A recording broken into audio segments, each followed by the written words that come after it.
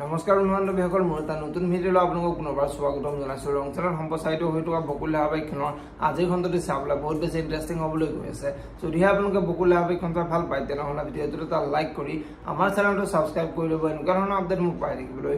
বকুল ধাৰাবাহিকখনৰ যোৱাটি খণ্ডত দেখিবলৈ পাইছিলে আদিক বেলেগ এটা ৰাস্তাৰে ঘৰৰ পৰা উলিয়াই পঠিয়াইছিলে আৰু আদিৰ বাইকৰ মাতটো শুনি চন্দনে আদি যে ঘৰৰ পৰা ওলাই গৈছিলে সেই কথাটো গম পাই চন্দন আদিৰ ৰুমলৈ আহিছিলে আৰু আদিক ৰুমত দেখা নাপায় চন্দনে হুলস্থুল লগাই দিছিলে আৰু মন্দিৰে সেই কথাটো গম পাই আমি যিটো বিচৰা নাছিলোঁ সেইটোৱে হ'ল আদি মনে মনে ঘৰৰ পৰা ওলাই গ'ল আৰু আদিক ক'লৈ গৈছে মই হয়তো আপোনাক সেইটো বুজাব নালাগে বুলি আদি দেউতাকৰ আগত কৈছিলে।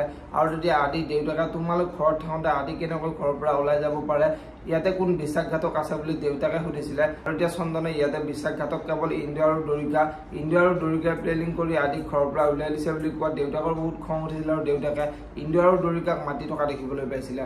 আৰু আজিৰ খণ্ডটিত দেখিবলৈ পাব ইন্দ্ৰ আৰু দৰিকা আদি দেউতাকৰ ওচৰলৈ অহাত আদি দেউতাকে তহঁতে মোৰ লগত কিয় বিশ্বাসঘাতকতা কৰিলি, আদিক কিয় মনে মনে ঘৰৰ পৰা উলিয়াই পঠিয়ালি বুলি ইন্দ্ৰ আৰু দৰিকাক প্ৰশ্ন কৰিব।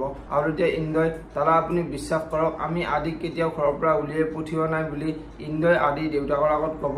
আৰু যদি আদি দেউতাকে বিশ্বাসঘাতকৰ এইখন ঘৰত কোনো স্থান নাই, এইখন ঘৰৰ পৰা ওলাই যা বুলি ইন্দ্ৰৰ আগত ক'ব।